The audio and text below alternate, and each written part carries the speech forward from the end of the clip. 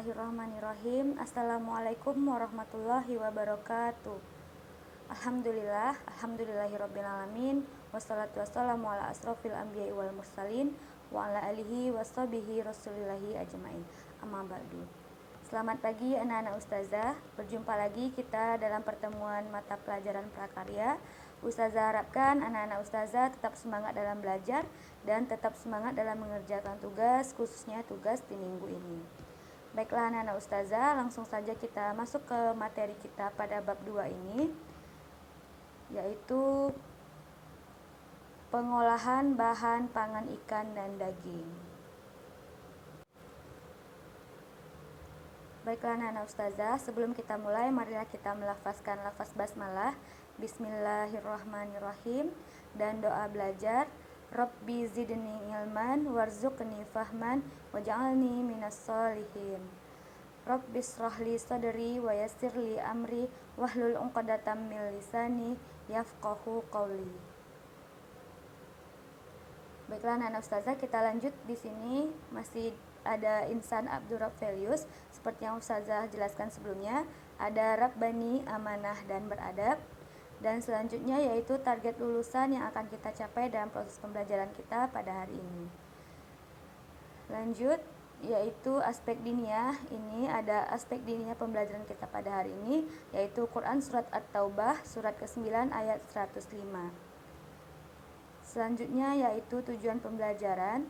Tujuan pembelajaran kita pada hari ini yang pertama yaitu anak-anak ustazah semua dapat mengetahui jenis dan manfaat dari bahan pangan ikan dan daging.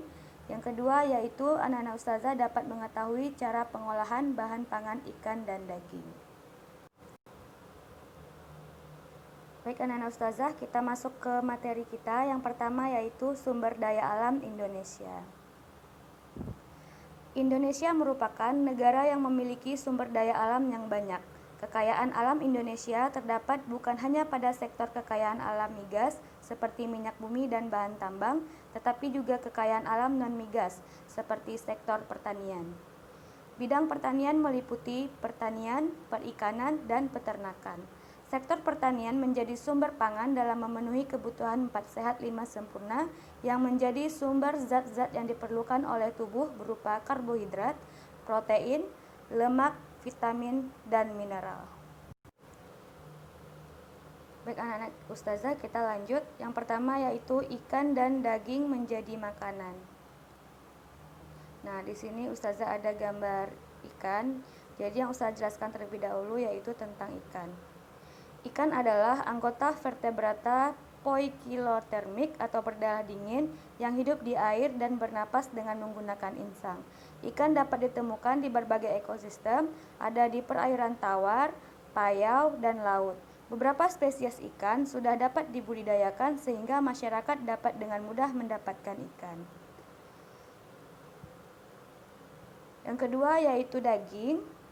Daging sebagai bahan olahan ialah bagian lunak di tubuh hewan yang terbungkus kulit dan melekat pada tulang yang menjadi bahan olahan pangan. Sebagai sumber olahan pangan, berdasarkan warna dasar bahan pangan, daging dapat dibedakan menjadi dua, yaitu daging berwarna putih dan daging berwarna merah. Daging berwarna putih biasanya lebih cenderung berasal dari unggas, contohnya ayam. Sedangkan yang berwarna merah berasal dari hewan berkaki 4 seperti sapi, kerbau, kambing, dan lain-lain.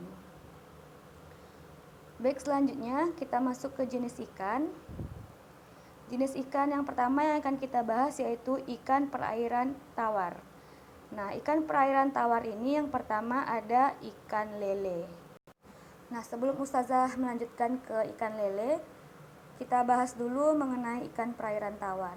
Ikan perairan tawar adalah ikan yang menghabiskan sebagian atau seluruh hidupnya di air tawar, seperti sungai dan danau. Dalam banyak hal, lingkungan air tawar berbeda dengan lingkungan perairan laut, dan yang paling membedakan adalah tingkat salinitasnya. Baik, kita lanjut ke ikan lele. Ikan lele adalah jenis ikan yang hidup di air tawar. Lele mudah dikenali karena tubuhnya yang berwarna abu-abu sampai kehitaman, kulitnya licin, agak pipih memanjang, serta memiliki kumis yang panjang yang mencuat dari sekitar bagian mulutnya.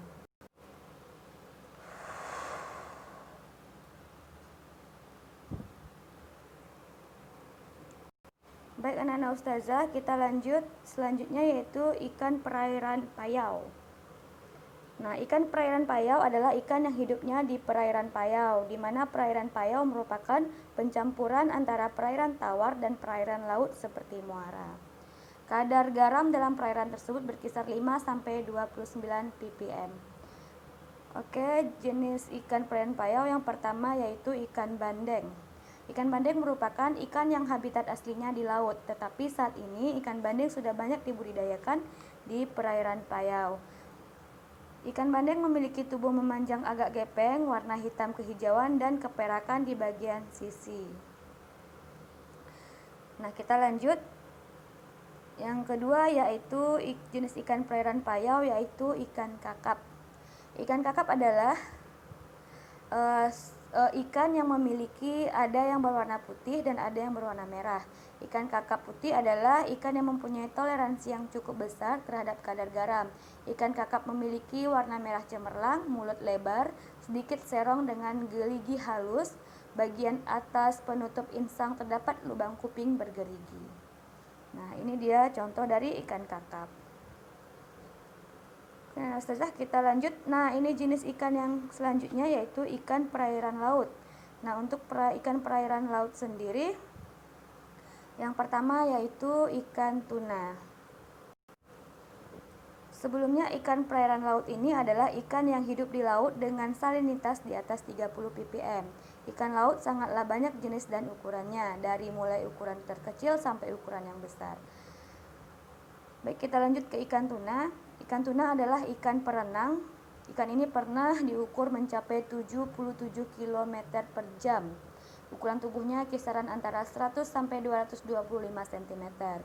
Tubuh ikan tuna tertutup oleh sisik-sisik kecil berwarna biru tua dan agak gelap pada bagian atas tubuhnya. Sebagian besar memiliki sirip tambahan yang berwarna kuning cerah dengan pinggiran berwarna gelap. Nah, ini dia contoh ikan tuna. Yang kedua yaitu ikan tenggiri. Ikan tenggiri memiliki tubuh memanjang dan pipih, bersisik kecil dan tipis dengan warna tubuh belang-belang biru gelap. Ikan tenggiri bermulut besar dengan taring yang tajam, hidup bergerombol dengan tidak jauh dari pantai. Ini contoh ikan tenggiri. Kita lanjut ke yang ketiga, ikan kembung. Nah, ini dia contoh ikan kembung. Ikan kembung ini termasuk ikan kecil yang memiliki nilai ekonomis cukup baik. Ikan kembung memiliki warna biru kehijauan di bagian atas dan bagian bawah berwarna putih kekuningan. 2 baris totol-totol hitam pada punggung, 1 totol hitam dekat sirip dada. Bagian warna gelap memanjang di atas garis rusuk, 2 ban warna keemasan di bawah garis rusuk. Nah, baik Nana Ustazah, kita lanjut. Nah, di sini kita akan membahas mengenai kandungan gizi ikan. Nah, di sini Ustazah ada tabel, di mana tabel ini ada jenis ikan. Beberapa jenis ikan, di sini ada ikan lele, ikan mas, ikan bawal, ikan bandeng, ikan kakap, ikan tenggiri, ikan tuna, dan ikan kembung. Di mana di sini ada kandungan gizi per 100 gram ikan ini. Nah, Ustazah harapkan anak Ustazah semua mencatat kandungan gizi yang ada pada ikan ini, di mana ada kalori, protein, lemak, kolesterol, dan zat besi. Baik, kita lanjut. Yang selanjutnya yaitu jenis daging. Nah, jenis daging yang pertama yaitu daging ayam. Daging ayam ini merupakan sumber protein berkualitas tinggi dan memiliki kandungan lemak jenuh yang lebih rendah dibandingkan dengan daging hewan berkaki 4. Ayam juga kaya akan kandungan vitamin seperti vitamin A dan berbagai vitamin B, serta beragam mineral seperti tembaga, zat besi, kalsium, fosfor, kalium, dan zinc. Baik, kita masuk ke jenis dari ayam. Yang pertama yaitu ayam kampung. Ayam kampung adalah sebutan di Indonesia untuk ayam peliharaan. Ayam ini merupakan jenis yang biasa dipelihara oleh penduduk atau orang yang tinggal di kampung. Nah, ini contoh dari ayam kampung. Lanjut, yaitu ayam boiler. Ayam boiler ini dipelihara dengan cara diternakan, dipelihara di dalam kandang yang berukuran besar. Ayam ini merupakan ayam unggulan karena hasil persilangan dari ras-ras ayam yang memiliki produktivitas tinggi. Hanya dalam waktu 5-6 minggu ayam ini sudah bisa dipanen. Nah, ini adalah contoh dari ayam boiler. Baik, Ustazah, kita lanjut yang selanjutnya yaitu jenis daging. Nah, jenis daging pertama yang akan kita bahas yaitu daging sapi. Nah, daging sapi adalah daging yang paling banyak diminati oleh masyarakat Indonesia. Selain rasanya lezat, daging sapi ini dapat diolah menjadi aneka masakan. Daging sapi berwarna merah. Bagian tubuh hewan ternak sapi yang memiliki daging terbanyak adalah bagian paha depan dan bagian belakang. Nah, ini adalah contoh dari daging sapi. Yang selanjutnya, daging kerbau. Ini adalah jenis daging yang keempat, daging kerbau. Daging kerbau memiliki ciri khas berwarna merah agak gelap, memiliki tekstur serat yang lebih kasar dibandingkan dengan daging sapi. Kandungan lemak daging kerbau relatif rendah daripada daging sapi. Daging kerbau dikonsumsi oleh sebagian besar penduduk di Asia Selatan dan Asia Tenggara, tempat hewan ini berasal. Nah, ini contoh dari daging kerbau. Kita lanjut yang kelima, yaitu daging kambing. Daging kambing merupakan sumber gizi yang penting bagi negara berkembang yang biasanya terletak di daerah iklim tropis. Daging kambing lebih empuk daripada daging sapi dan daging kerbau. Ini adalah contoh dari daging kambing.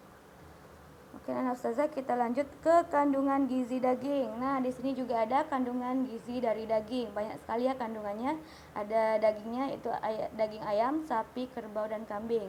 Di sini ada komposisinya: protein, lemak, kalsium, fosfor, besi, vitamin A, dan vitamin B1. Banyak sekali ya kandungannya. Nah, anak Ustazah semua harus mencatat kandungan gizi dari daging ini karena sangat bermanfaat bagi kita. Nah, yang selanjutnya yaitu manfaat ikan dan daging. Ikan dan daging adalah sumber penghasil protein hewani. Protein adalah zat yang penting bagi tubuh. Fungsi protein. Nah, ini fungsi protein yang pertama sebagai zat pembangun, yang kedua cadangan makanan dan sumber energi, yang ketiga sintetis antibodi, hormon dan enzim, yang keempat pengatur keseimbangan kadar asam dan basa di dalam sel. Nah, yang terakhir pembentukan dan perbaikan sel serta jaringan, terutama anak-anak yang berada pada masa pertumbuhan. Tubuh kita harus mencukupi protein. Baik, lanjut. Nah, ini kita akan membahas mengenai manfaat ikan. Nah, di sini manfaat dari ikan ini di mana beberapa kandungannya. Yang pertama yaitu mengandung omega 3 untuk proses perkembangan otak dan janin. Yang kedua mengandung serat protein. Yang tiga kaya akan asam amino. 4 vitamin A. 5 kaya akan vitamin D. Kaya akan vitamin B6.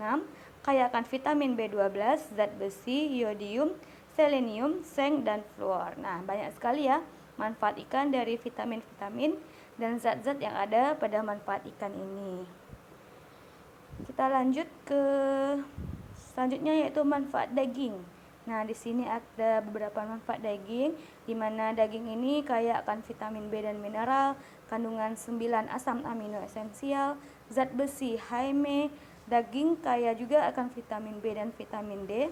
Terkandung juga seng atau Ze dan selenium. Daging juga merupakan bahan makanan yang kaya akan omega 3. Nah, ini adalah banyak sekali manfaat dari daging.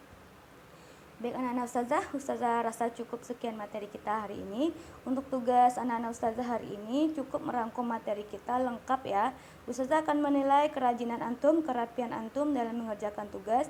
Ustazah harapkan jangan hanya mencatat yang ada dalam slide PowerPoint, namun yang mencatat materi yang Ustazah sampaikan. Siapa yang mengerjakan tugasnya lebih lengkap, nanti akan Ustazah kasih nilai plus. Oke? Baik, Ustazah rasa cukup sekian. Jika ada yang ditanyakan, silahkan komen di kolom komentar atau japri Ustazah. Kita tutup pertemuan kita hari ini dengan lafaz hamdalah, alhamdulillahirrabbilalamin, dan doa kafaratul majelis, subhanakallahumma bihamdika, asyhadu alla ilaha illa anta, astaghfiruka wa atubu ilaik. Oke, anak Ustazah tetap semangat. Abdurrab, Rabbani, amanah, beradab. We are future leader. Assalamualaikum warahmatullahi wabarakatuh.